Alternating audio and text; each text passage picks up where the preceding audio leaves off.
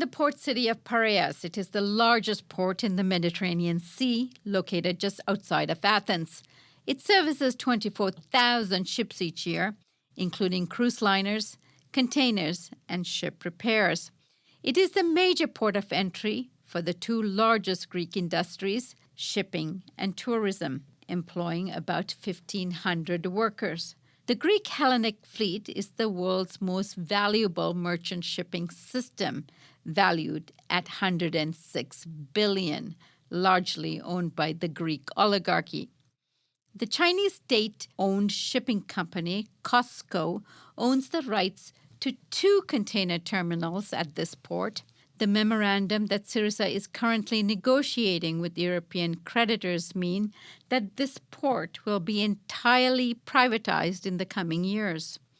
This will happen in spite of the fact that COSCO has been reporting ongoing losses and has not bounced back from the 2008 recession. In the July 5th referendum, over 75% of the residents living in this port city voted OHI, no, supporting the SYRIZA call, in spite of the fact that both the local church and the mayor, who are supported by the shipping magnates in the city, advised them to vote yes. This port has been the site of struggle against privatization and austerity, not only in these recent times, but for the last decade. With me to discuss these developments is Giorgos Gogos. He's a Greek dockworker and union leader from the city. He's a member of SYRIZA's Central Committee, and he's active in the regional and union levels of the party. He's engaged in local organizing efforts in Piraeus. He's supported the SYRIZA OHI vote and urged his union members to do so as well. Welcome. I'm General Secretary the last 5 years of the Dockworkers Union of Piraeus Port Authority, and I work in the port the last 10 years, since 2005. So tell me a little bit about the challenges you're facing in this port. It's 10 years now that they are trying to privatize the port. The first strike, it was when COSCO established themselves in the bigger part of the container terminal. This took place in June 2010. So we have already experienced 5 years of establishment of a private company in the bigger part of the container terminal of Piraeus Port Authority. Now we have a challenge in front of us, the entire privatization of Piraeus Port Authority. Out of 75% of the total shares that the state owns, they are going to privatize 51%.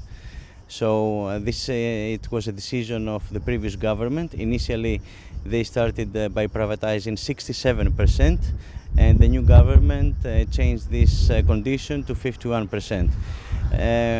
We are against this privatization for several reasons, and we are not the only ones that resist to this decision.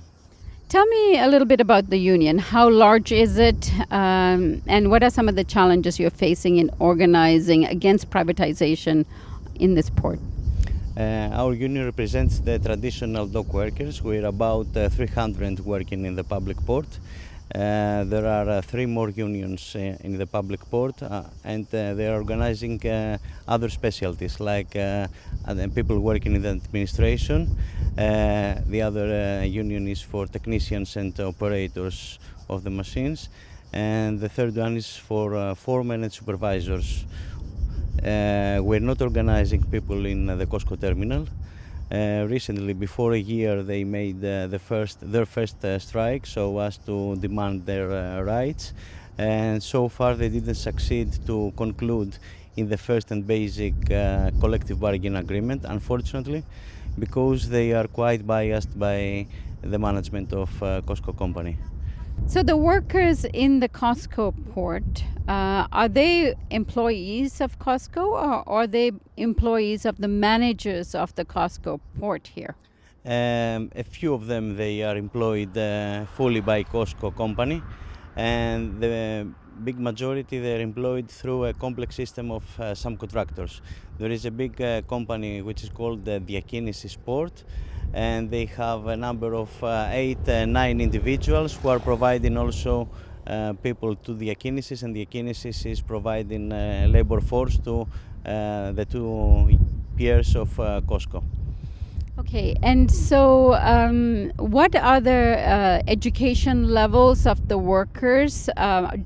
One thing that I found very intriguing about working people in Greece is that they're highly educated in terms of what's going on economically, what's going on in terms of the debt crisis, what Alexis Tsipras is actually negotiating, and the impact that has on them and their work and their site of work, in this case, this port.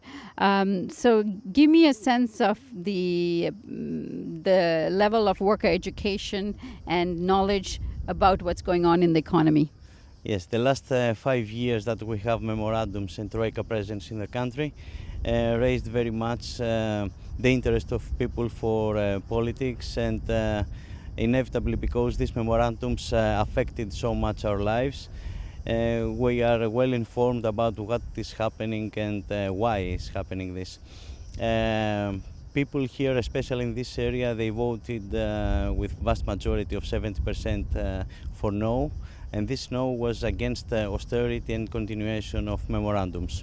It was not clear that all of this amount of people wanted to exit from Eurozone or from Europe in general. It's clear that they didn't want to continue with the austerity measures that we faced the last 5 years. So I have to tell you that this area has a big percentage of unemployment. So people are really eager to find a job. What percent of unemployment? In national level, it's about 25, 27. Here, I think it raises more than 35. Especially behind the terminal of Costco, there is the ship repair zone, which was a very productive one and was giving employment to thousands of people, especially living in the neighboring cities here, in the neighboring municipalities. The last 8-9 years, the employment in this sector of economy is about 90%. So you can imagine that there are dwellings that they don't have a working person in this area. So the real numbers are really high. So it was something that Costco took advantage, and because there is a huge pool of unemployed people seeking for a job, they took advantage of this, and they are paying very low wages. They have these humiliating labor conditions. They're not giving the right to people to organize themselves, and it's we can say in a few words that it's medieval age labor conditions. And do you see the New Deal or the new memorandum of agreement that Alexis Tsipras is about to sign on to affecting your ability to negotiate and organize even more? Yes, that's true. The final product of the agreement it's worse than the previous one. We know that this is a product of blackmailing and huge pressure over the Greek government. Unfortunately, our government was believing that we could have allies within Eurozone, and that the humanitarian crisis in Greece would trigger changes within Eurozone. Unfortunately, this didn't come true, and Schäuble and the extra neoliberals within Eurozone, they defeated our negotiators, our government, and the final result was after a huge dilemma. They had to choose between a Grexit without any condition and a memorandum like this that they are going to sign and to implement. And one other thing that is in the way of port workers organizing against privatization is the rise of the Golden Dawn here.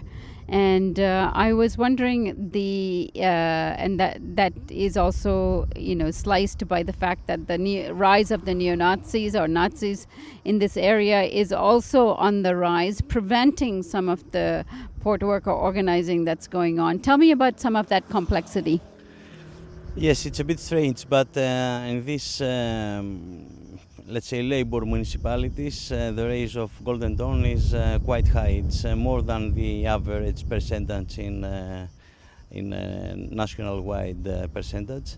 Unfortunately, these ideas and these practices, they find a field and they cultivate among the poor societies.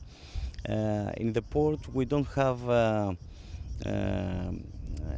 indications that Golden Dawn has been intervened, but especially in the ship repair zone, that they have this huge unemployment. They have created, let's say, a trade union, which is not a trade union, but a tool by the employers that are covering this sector, so as to minimize the wages and to further cut off labor rights. This is a challenge that we have to face, and we're working in this field so as to prevent expansion of Golden Dawn and Nazis in our working places.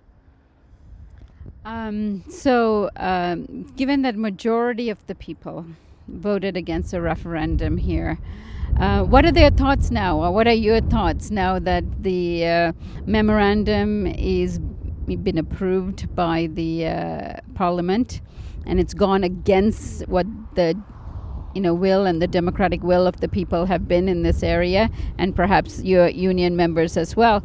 What are your thoughts? What do you think the next steps are? We have mixed feelings, passing from anger, disappointment. We're not feeling well. It's a new agreement, as I told you, a product after huge pressure. We know that it's not going to be sustainable, it's not going to be viable, it's going to destroy certain sectors of Greek economy, and we know that we are going to reject it sooner or later. We are in a state of shock these days because we saw our Prime Minister negotiating about 17 hours in a table with all these neoliberals trying to promote their plans. It will take some time. I don't think it will be a long time that we're going to organize ourselves and start fighting and struggling against these measures. It's very strange because a left party is on power, and they plan to impose these measures. It's something very contradictory. But the target remains the same. These measures should not happen, should not take place, should not be implemented.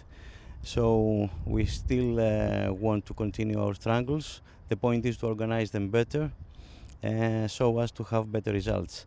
I think very soon we are going to have elections, and people will be asked again to say his opinion. So we continue and we remain vigilant to continue our fights. Now, one of the things that will occur as a result of the memorandum is that more and more parts of the port will be privatized. However, with the issue of Brexit, if you exit the euro, the port will also subside in terms of business.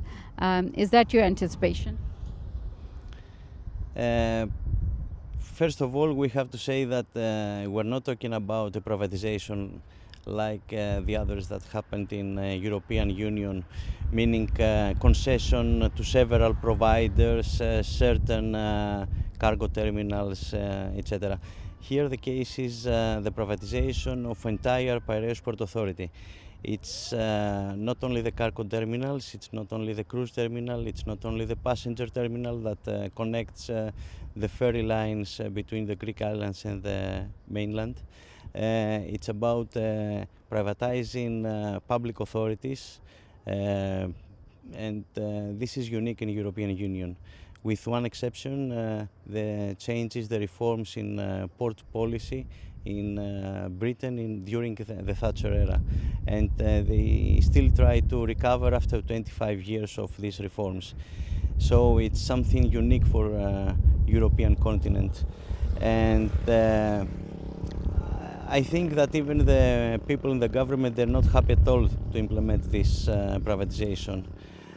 So taking into consideration that we're not the only ones that resist to this privatization, it's also other stakeholders around Piraeus, and being precise, it's the local municipalities of 4 municipalities surrounding the port. It's the commerce of the Chamber of Commerce, the Chamber of Middle Scale Business, the Bar Association, and other trade unions in the area of Piraeus. So